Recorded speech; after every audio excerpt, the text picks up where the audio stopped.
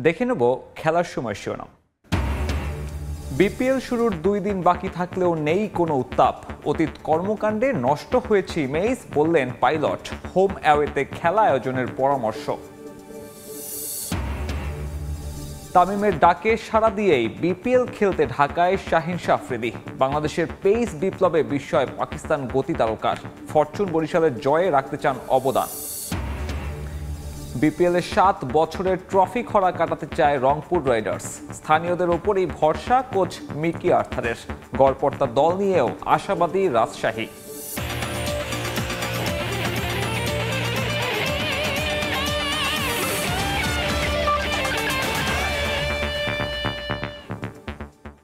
BPL এর আন্তর্জাতিক image নষ্ট হয়ে গেছে অতীত কর্মকাণ্ডের জন্য, যে কারণে ভালো কোনো তারকা ক্রিকেটার আসেনি এবারের আসরে। বিসিবির বর্তমান কমিটি নানা উপায়ে উন্মাদনা তৈরি করার চেষ্টা করলেও বিপিএল নিয়ে আগ্রহ নেই স্থানীয় দর্শকদের। মন্তব্য সাবেক অধিনায়ক খালেদ মাসুদ পাইলটের। তবে আগামী আসর থেকে হোম অ্যান্ড অ্যাওয়ে পদ্ধতিতে আসর আয়োজন করতে পারলে পরিস্থিতি বদলাবে বলে আশা করছেন তিনি। গুঞ্জন আছে বিসিবিতে দায়িত্বশীল পদ পেতে যাচ্ছেন পাইলট। জানালেন সুযোগ পেলে কাজ করতে চান ক্রিকেটের স্বার্থে। আসর শেষ 10টা, শুরু হওয়ার অপেক্ষায় 11তম Bangladesh premier league cricket BPL. কিন্তু এত বছর পার করেও এখনো নিজেদের অবস্থান শক্ত করতে পারেনি ফ্র্যাঞ্চাইজি টুর্নামেন্টটি। এখনো আশপাশে কোনো লিগ চললে তারকা ক্রিকেটারদের দেখা পাওয়া যায় না বিপিএলে। বাংলাদেশের চেয়ে পাকিস্তান, দক্ষিণ আফ্রিকা কিংবা আরব আমিরাতকেই প্রাধান্য দেন সবাই। যার কারণ খুঁজতে গেলে দেখা যাবে বিগত বোর্ড কর্তাদের অনিয়ম, ফ্র্যাঞ্চাইজিগুলোর আর্থিক অসঙ্গতি, ক্রিকেটারদের পারিশ্রমিক ঠিকভাবে না দেয়া সহ নানা অভিযোগে অভিযুক্ত বিপিএল। আর এজন্যই বিদেশি তারকাদের অপছন্দের শীর্ষে বিসিবি আয়োজিত এই টুর্নামেন্ট। বিদেশিদের পাশাপাশি দেশেও খুব একটা হাইপ নেই বিপিএল নিয়ে। সরকারের সহযোগিতায় বিসিবি ভিন্ন ভিন্ন উপায়ে চেষ্টা করে গেলেও মোটা দাগে সফলতা নেই বললেই চলে। মূলত তারকাদের অভাব এবং ফ্র্যাঞ্চাইজিগুলোর সঙ্গে নিজেদের অঞ্চলের সংযোগ খুঁজে না পাওয়ায় স্থানীয় দর্শকদের এই আসন নিয়ে খুব একটা উন্মাদনা দেখা যায় না বলে মনে করেন জাতীয় দলের সাবেক এই অধিনায়ক। রিসেন্টলি 3-4-5 বছরে আমার কাছে মনে হয় বিপিএলটা নিচের দিকে ডেট্রয়েট করেছে, ইমেজটা নষ্ট করে ফেলছে। ইন্টারন্যাশনাল প্লেয়ারদের কাছে ইমেজটা নষ্ট হয়ে গেছে। রাতারাতি এই বছরে যে আপনি বিপিএলকে ম্যাচ সাকার করে ফেলবেন তা না, বাট আমার মনে হয় চেষ্টা করছে বিসিবি যে নতুন করে মেসেজ দেওয়া বিপিএলে যে আমরা নতুন করে করতে আছি। তবে এখনই হতাশ হতে রাজি নন পাইলট। তার বিশ্বাস হোম অ্যাওয়ে পদ্ধতিতে টুর্নামেন্ট আয়োজন করে সব বিভাগীয় শহরে খেলাগুলোকে ছড়িয়ে দিতে পারলে আবেদন বাড়বে বিপিএল এর। এই বছর যদি কমিটমেন্টগুলো ভালো থাকে, প্লেয়ারদের সাথে টিমের কমিটমেন্ট, মাঠের সবকিছু প্রোডাকশন সবকিছু যদি ভালো হয়, বিপিএল কে প্রমোট করতে হলে আপনাকে হোম অ্যাওয়ে করতে হবে। রাজশাহী, খুলনাকে খুলনার ভেন্যু দিতে হবে। রংপুরে যেহেতু আপনার মাঠ নাই, স্টেডিয়াম নাই, বগুড়াতে তাদের অল্টারনেট ভেন্যু করে দিতে পারে রংপুরের ভেন্যুটা, রাজশাহীতে রাজশাহীর ভেন্যু। সব জায়গায় যদি ডিভিশন ওয়াইজ যদি ভেন্যুগুলো হয়ে যায়, ডিভিশন টিম, তাহলে কিন্তু আপনি হিউজ ক্রাউড পাবেন। ক্রিকেট পাড়ায় গুঞ্জন বিসিবির নবগঠিত একটি কার্যকরী কমিটিতে থাকছে খালেদ মাসুদ পাইলটের নাম। তবে জাতীয় দল সংক্রান্ত গুরুত্বপূর্ণ সেই কমিটির দায়িত্ব পাওয়া নিয়ে কোনো মন্তব্য না করলেও সুযোগ পেলে নিজের যে পরিকল্পনা আছে বেশ কিছু, তা জানাতে ভুললেন না সাবেক ক্যাপ্টেন। আমাদের এই বয়সটা হচ্ছে ইম্পর্টেন্ট, যে আমরা খেলাধুলা করছি, এখন হচ্ছে আমাদের দেবার সময়। তো চেষ্টা করবো যদি সুযোগ আছে, অপরচুনিটি আসে, একদম পুরো আমার ব্রেনের মধ্যে আমার এক্সপিরিয়েন্স কি বলে সমস্ত কিছু প্ল্যান করে সবাইকে নিয়েই চেষ্টা করবো ইমপ্লিমেন্ট করা, যেগুলো আমাদের ইয়াং জেনারেশনের জন্য কাজে লাগে। বিসিবির শেষ নির্বাচনে রাজশাহী থেকে নির্বাচন করলেও সে দফায় জিততে পারেননি খালেদ মাসুদ পাইলট। নিয়ন মুহাইমিন, সময় সংবাদ। ভিন্ন এক দ্বৈরথের অপেক্ষায় বিপিএল।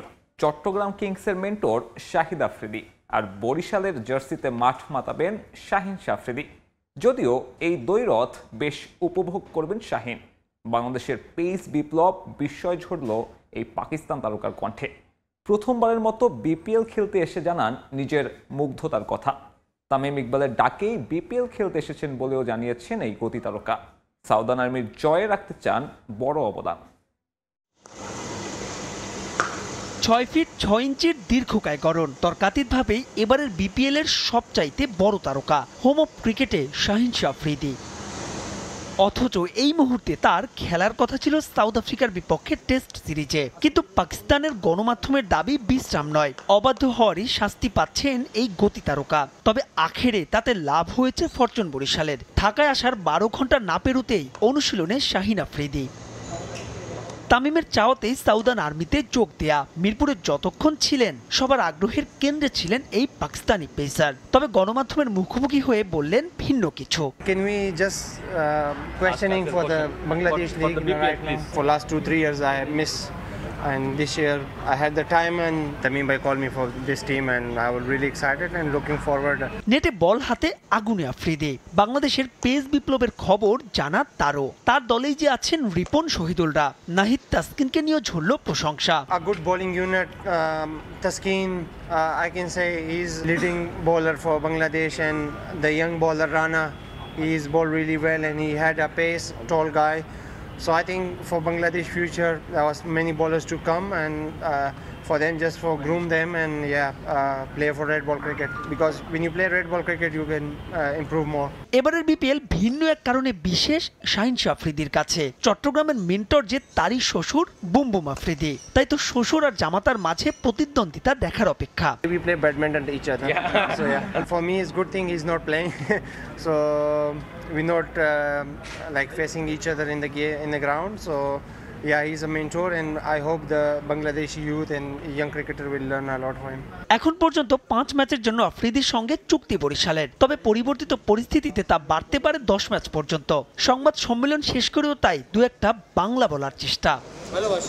মাহবুব রিমন, সময় সংবাদ, ঢাকা। 7 বছরের ট্রফি করা কাটাতে এবার ভিন্ন পথে হাঁটতে যাচ্ছে রংপুর রাইডার্স। তারকা বিদেশিদের পেছনে না ছুটে স্থানীয় ক্রিকেটারদের নিয়ে বাজি মাতের লক্ষ্য বিপিএল এর অন্যতম পেশাদার এই ফ্র্যাঞ্চাইজির।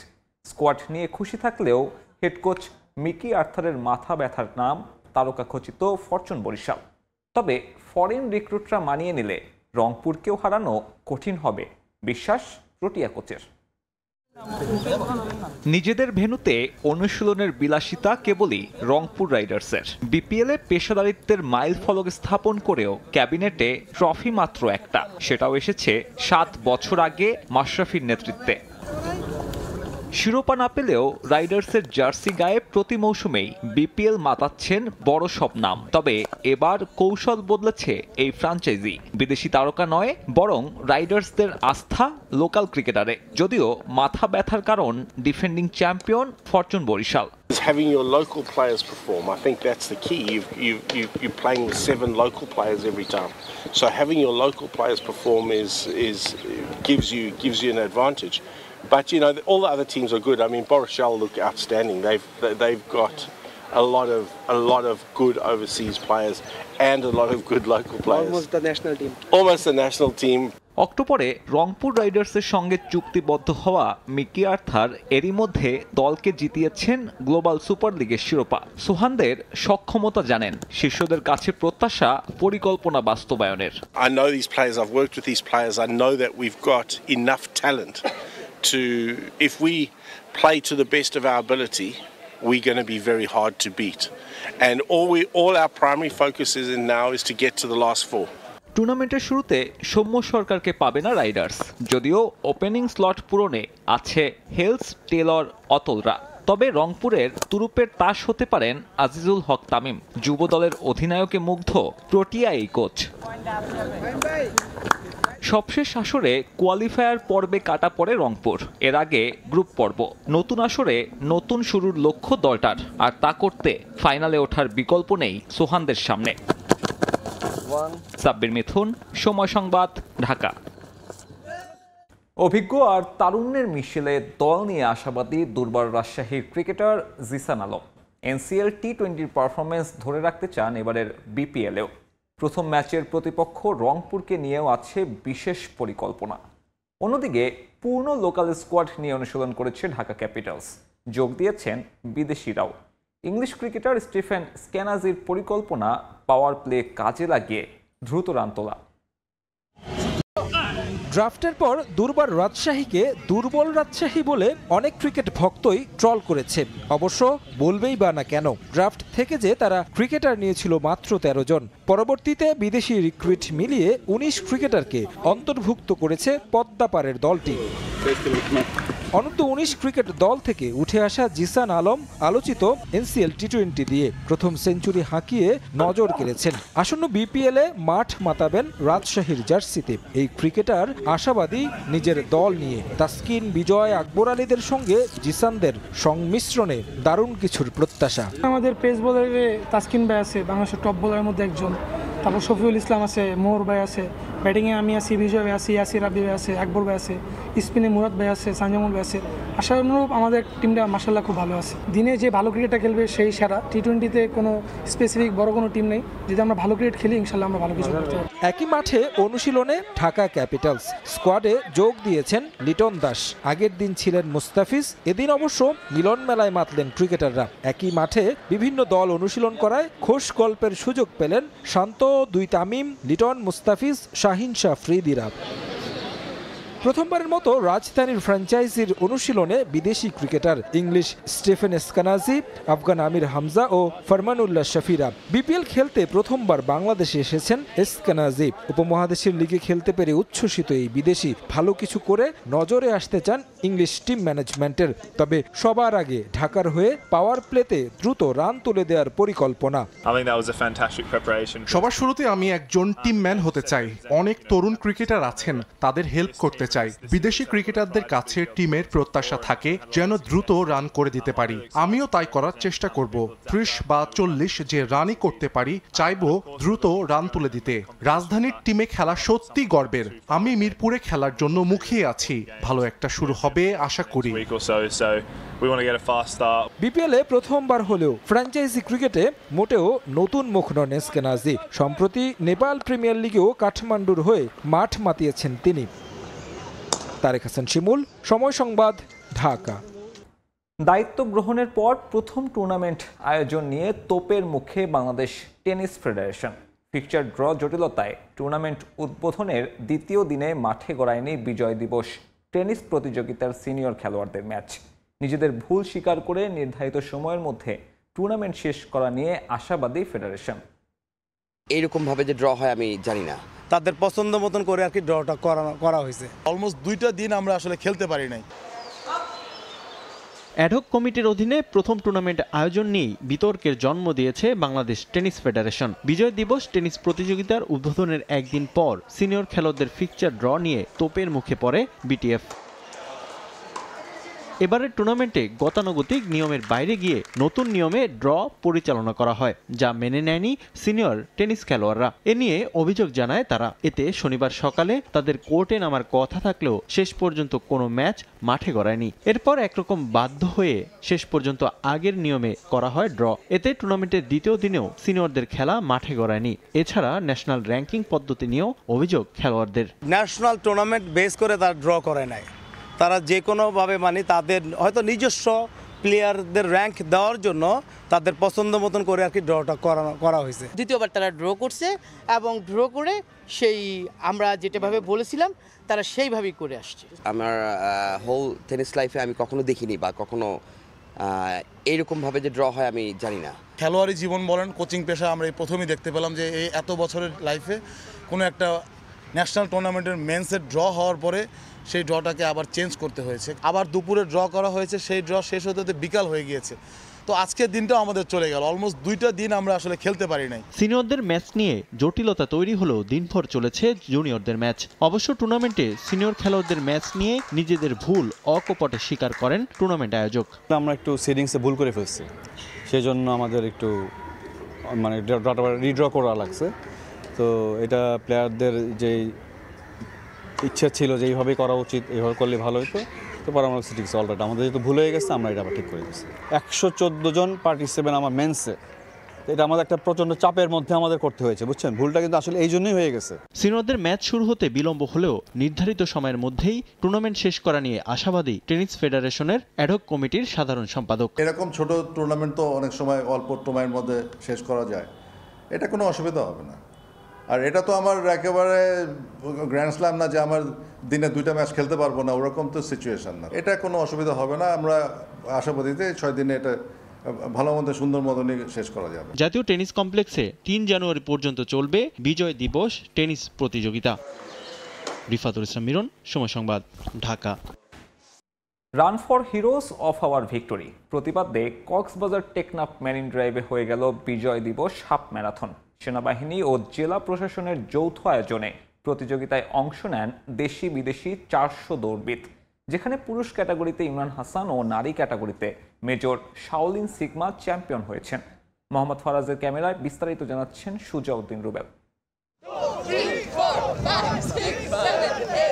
তখনও সূর্যের আলো ফোটেনি, তার আগেই সাগর পাড়ে হাজির দেশি বিদেশি দৌড়বিদরা। নিবন্ধন প্রক্রিয়ার পরপরই বালিয়াড়িতে নেমে পড়েন অনুশীলনে।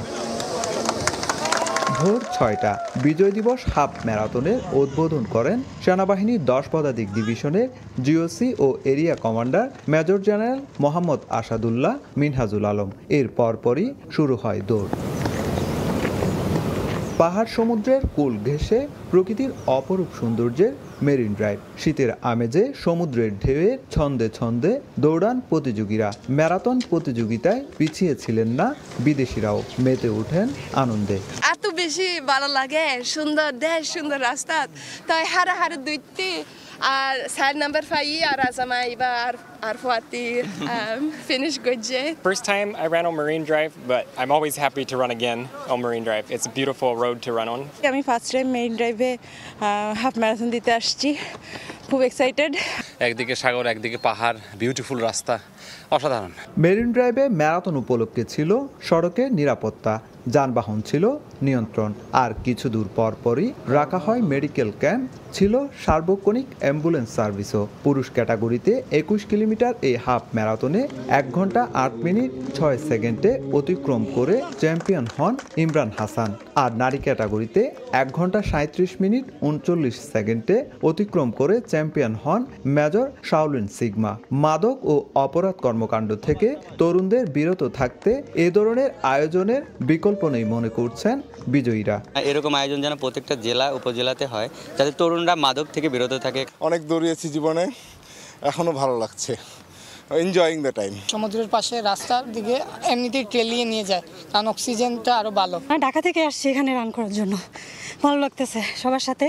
ইনানি ব্যাওয়াচ পয়েন্টে বিজয়ীদের মাঝে পুরস্কার বিতরণ করেন সেনাবাহিনীর 10 পদাতিক ডিভিশনের জিওসি ও এরিয়া কমান্ডার এবং জেলা প্রশাসক। এ সময় তারা বলেন, পর্যটন নগরীকে বিশ্বের কাছে তুলে ধরা এবং আকর্ষণীয় করতে আগামীতে আরো বড় বড় আয়োজনে সহযোগিতা অব্যাহত থাকবে।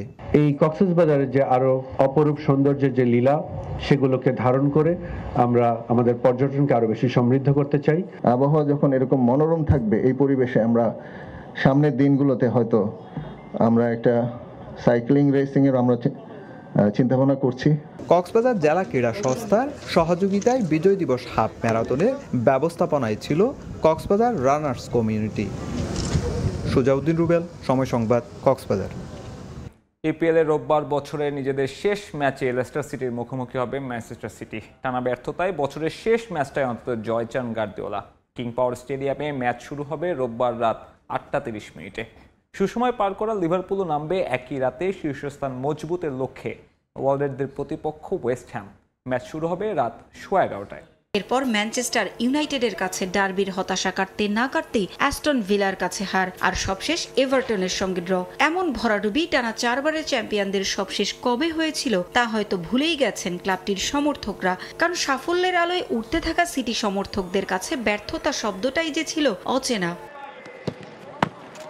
18 ম্যাচে 28 পয়েন্ট, সপ্তম অবস্থানে আছে সিটি। কঠিন সময়ে এবছর নিজেদের শেষ ম্যাচে তাদের সামনে বাধা লেস্টার সিটি। সমান ম্যাচে 14 পয়েন্ট নিয়ে তারাও যে খুঁজছে অবনমন এড়ানোর পথ, তাই নিজেদের অস্তিত্ব টিকিয়ে রাখার লড়াইয়ে ঘুরে দাঁড়াতে চাইবে সবশেষ লিভারপুলের কাছে হেরে যাওয়া ফক্সেস। কিং পাওয়ার স্টেডিয়ামে দর্শকদের সমর্থনও থাকবে লেস্টারের সঙ্গেই। ইনজুরির কারণে ম্যানচেস্টার সিটির হয়ে খেলতে পারবেন না Jack Grealish, John Stones, Kyle Walker, Ederson, Oscar Bob, Rodri ও রুবেন দিয়াস। গুরুত্বপূর্ণ ফুটবলারদের ইনজুরির পাশাপাশি আর্লিং হল্যান্ডের জ্বলে উঠতে না পারা ভোগাচ্ছে সিটিকে।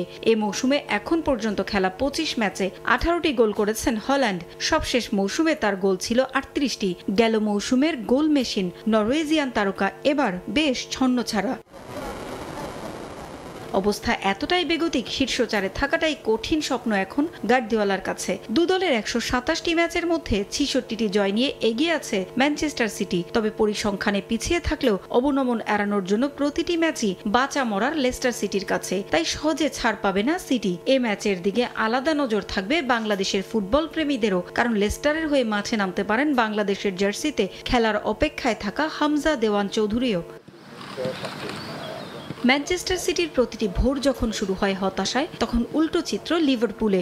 17 ম্যাচ শেষে 13 জয়, 3 ড্র আর 1 হার, 42 পয়েন্ট নিয়ে শীর্ষে লিভারপুল। একটু একটু করে শিরোপার পথে এগিয়ে যাচ্ছে অলরেড। 2-এ থাকা আর্সেনালের সঙ্গে তাদের ব্যবধান 6 পয়েন্ট। জয় দিয়ে বছর শেষ করার সঙ্গে সঙ্গে শীর্ষস্থান আরও মজবুতের লক্ষ্য লিভারপুলের। ওয়েস্ট হ্যামকে হারিয়েই স্বপ্ন পূরণের পথে ছুটতে চায় আর্নে স্লটের দল। দু দলের খেলা সবশেষ 15 ম্যাচে মাত্র একবারই লিভারপুলকে হারাতে পেরেছিল ওয়েস্ট হ্যাম। তাই লন্ডন স্টেডিয়ামে আরও একটা উৎসবের অপেক্ষা করতেই পারে লিভারপুল। পারভিন আক্তার, সময় সংবাদ। গ্লোব সকার অ্যাওয়ার্ডস জেতার দিনে এবারের ব্যালন ডিওরের স্বচ্ছতা নিয়ে প্রশ্ন তুলেছেন ক্রিস্টিয়ানো রোনালদো। তার মতে রদ্রি নয়, ভিনিসিয়াস জুনিয়রই ছিলেন এই পুরস্কারের যোগ্য দাবিদার। তার সঙ্গে অবিচার করা হয়েছে বলেও মন্তব্য করেন CR7। তবে ভিনিকে বেস্ট প্লেয়ার অ্যাওয়ার্ড দিয়েছে গ্লোব সকার। যোগ্য প্রার্থীকে সঠিক সম্মান দেয়ায় আয়োজকদের প্রশংসাও করেন Ronaldo. Continue to working hard, but they are not better shape than me. They know that. And it's a pleasure, to be honest. Now I was joking, but কথাটা মজার ছলে বললেও ইয়াংদের চেয়ে কোনো অংশে কম নয় ক্রিস্টিয়ানো রোনালদো। তিনি যে ফুটবল মহাতারকা, বয়সটা 40 হলেও এখনো ফিটনেস, স্কিল, গোল করা সবকিছুতেই সর্বেসর্বা CR7। এ বয়সে এসেও মধ্যপ্রাচ্যের সেরা ফুটবলার হিসেবে গ্লোব সকার অ্যাওয়ার্ড জিতেছেন তিনি। এখনো মানসিকতা তরুণদের সঙ্গে সমান তালে লড়াই করার। তবে তাদের উন্নতিও চোখ এড়ায়নি মহানায়কের। তরুণদের দিয়েছেন পরামর্শ। আমি তরুণদের সঙ্গে লড়াই করতে ভালোবাসি, কারণ তারা মাঝে মাঝে সিনিয়রদের সম্মান দেখায় না। তাদের সম্মান দেখানো উচিত, আর সিনিয়ররা তাদের সঙ্গে খেলতে ভালোবাসে। সত্যি বলতে তারা আমাদের প্রেরণা। ভিনি, বেলিংহাম, ইয়ামাল তারা দুর্দান্ত করছে। জুনিয়রদের প্রসঙ্গ আসতেই এবারের আলোচিত ব্যালন ডিওরের বিষয়টি চলে আসে রোনালদোর কণ্ঠে। রদ্রির পাওয়া ব্যালন ডিওর নিয়ে কত কিছুই না সাক্ষী হয়েছে ফুটবল বিশ্ব। তবে রোনালদোর মতে অবিচার হয়েছে ভিনির সঙ্গে। ফুটবল মহাতারকা প্রশ্ন তুলেছেন ব্যালন ডিওর অ্যাওয়ার্ডের স্বচ্ছতা নিয়ে। ভিনি ব্যালন ডিওর জেতার যোগ্য ছিলেন, তার সঙ্গে অবিচার হয়েছে। তারা রদ্রিকে দিয়েছে, সেও যোগ্য। তবে আমি মনে করি ভিনিকে দেয়া উচিত ছিল, কারণ সে চ্যাম্পিয়ন্স লিগ জিতেছেন, ফাইনালে গোলও করেছেন। অন্য বিষয়গুলো আমার কাছে গুরুত্বপূর্ণ না। যে যোগ্য তাকে সম্মান দিতেই হবে। কিন্তু জানেন তো, এ ধরনের অনুষ্ঠানে তারা এমন কাজই করে। তাই আমি গ্লোব সকার ভালোবাসি। তারা যোগ্য ব্যক্তিকে পুরস্কার প্রদান করেন।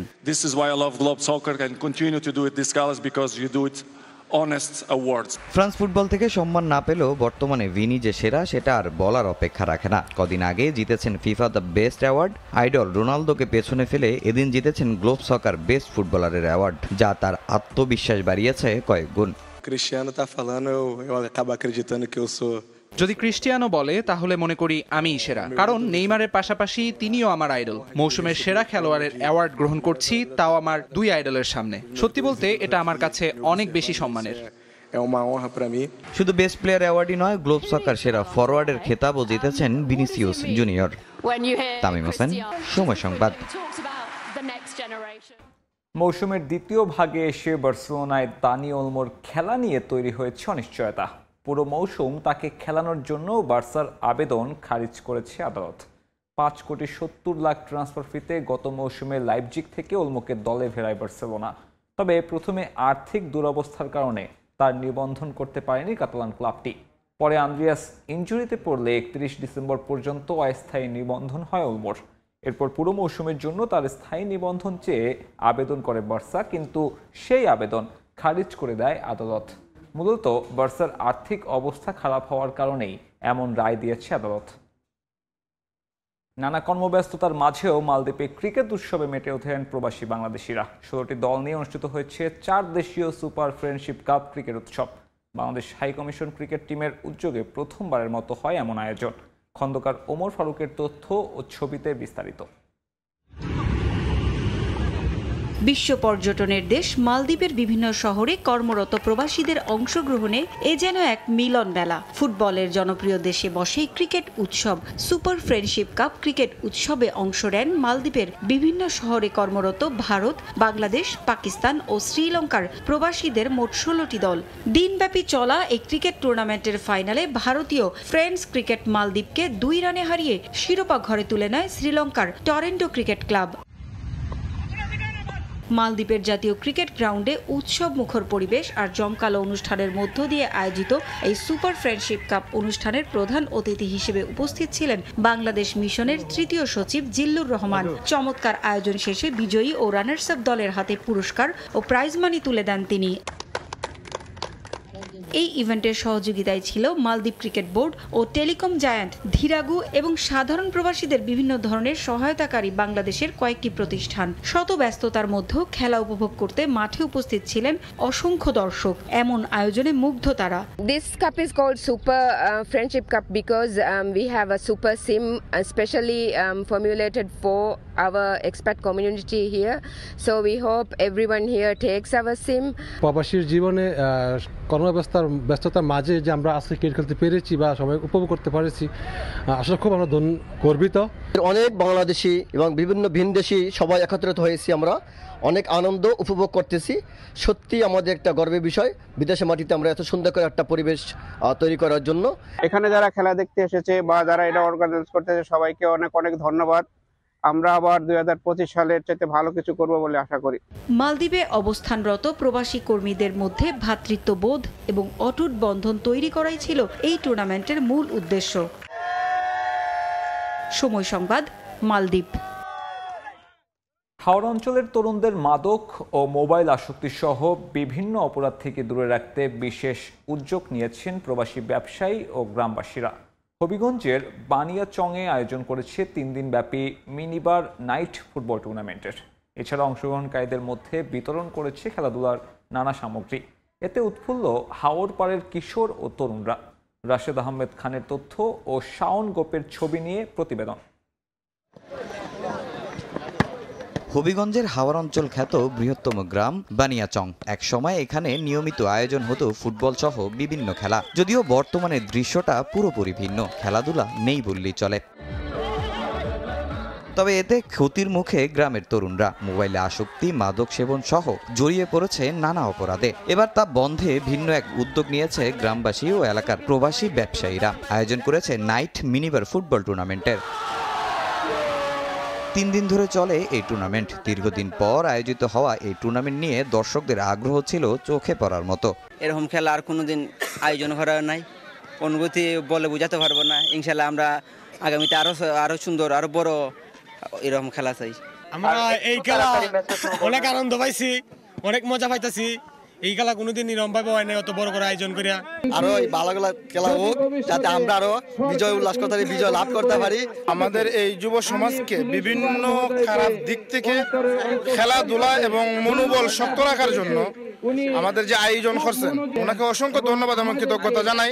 ফাইনালে হাজির হন স্থানীয় উচ্চপদস্থ কর্মকর্তারাও। ম্যাচে কাঠখাল যুব সংঘকে হারিয়ে চ্যাম্পিয়ন শিরোপা জেতে আলমপুর ফুটবল একাডেমি। আর এমন আয়োজনকে সাধুবাদ জানিয়েছেন অতিথিরা। এই খেলাগুলো যখন গ্রাম থেকে বা এলাকা থেকে চলে গেছে তখন খুব কষ্ট পেতাম, কিন্তু এখানে এসে আমি এই খেলাটাকে আবার দেখলাম যে এই গ্রামে আবার এই খেলাগুলো হয়, এটা আসলে খুবই ভালো লাগছে। শুধু শিরোপাই নয়, 2 দলের মাঝে বিতরণ করা হয়েছে ক্রিকেট ব্যাট, ফুটবল, জার্সি সহ খেলাধুলার নানা সামগ্রী। এতে তরুণদের খেলার প্রতি আগ্রহ আরো বাড়বে বলে বিশ্বাস আয়োজকদের। এরকম খেলা সবসময় আয়োজন করলে যুব সমাজ এবং আমাদের তরুণ সমাজ সবসময় সঠিক পথে এবং সঠিক লাইনে থাকবে এই বিশ্বাস রেখেই আমি বিগত 2 বছর ধরে এখানে টুর্নামেন্টের আয়োজন করতেছি। ইনশাল্লাহ সামনের দিনেও এর ধারাবাহিকতা অব্যাহত থাকবে যদি যুব সমাজ এবং এলাকাবাসী সেটা অব্যাহত রাখতে চান।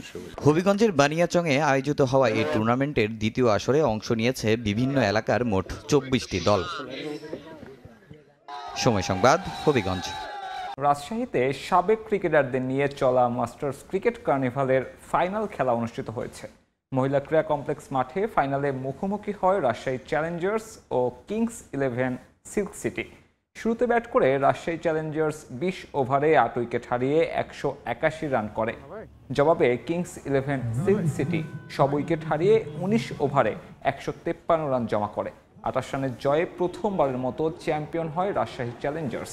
লিগ পদ্ধতিতে ২ গ্রুপে ১২টি দল নিয়ে এবারে টুর্নামেন্টে অংশগ্রহণ করে। Former cricketer of Rajshahi FCR এর আয়োজনে এই টুর্নামেন্টে বিজয়ীদের পুরস্কার তুলে দেন রাজশাহী বিভাগীয় কমিশনার খন্দকার আজিম আহমেদ, রাজশাহী রেঞ্জের DIG আলমগীর হোসেন ও জাতীয় দলের সাবেক অধিনায়ক খালেদ মাসুদ পাইলট।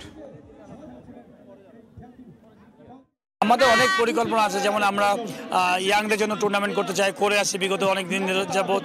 এবছর মাস্টার্স কাপ ফুটবল টুর্নামেন্ট করব এবং তাদের মাধ্যমে ফুটবলারদের মাধ্যমে পুরাতন প্লেয়ারদের মাধ্যমে ইয়াংদের জন্য ফুটবল টুর্নামেন্ট।